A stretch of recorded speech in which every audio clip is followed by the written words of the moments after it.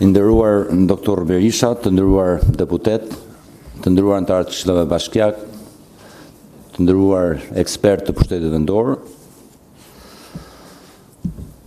veç më shumë rëndësi takimin e sotëm dhe në fakt pak të vonuar nga ana e Partisë Demokratike.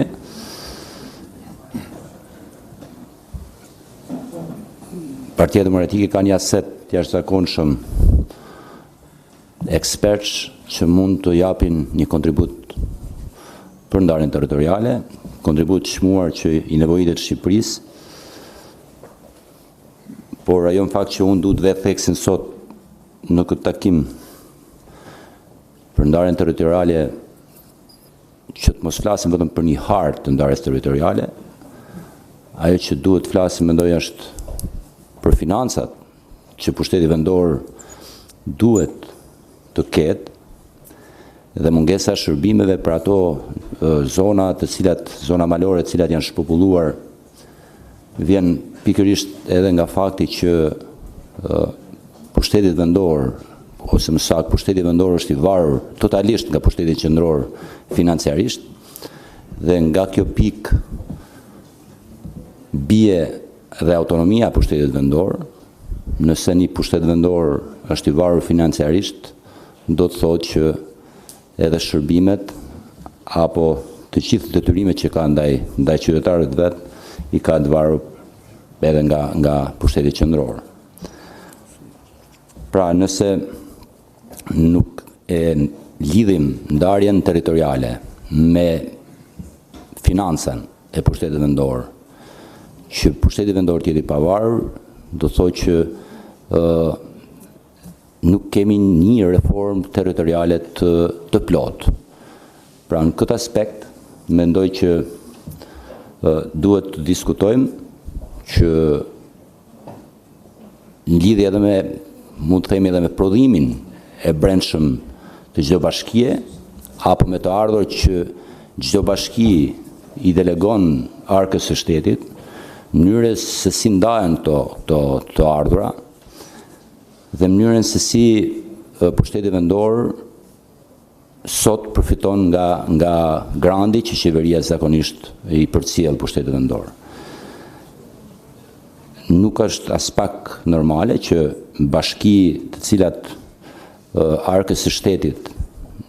japin një kontribut të jashtëzakonshëm. Unë flasë këtë rast për Mirditën, qoftë me minerale, qoftë me energji elektrike, qoftë me prodhime bujqësore etj, dhe që këto nuk kthehen pastaj në investime në Mirditë. E kështu shoh edhe në bashki tjera që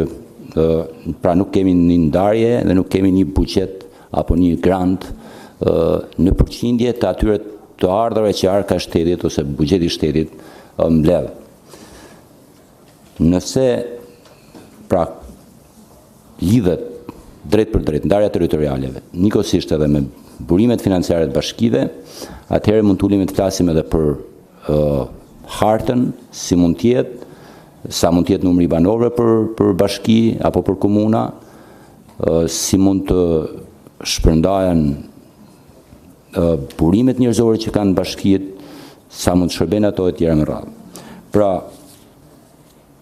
sot mendoj që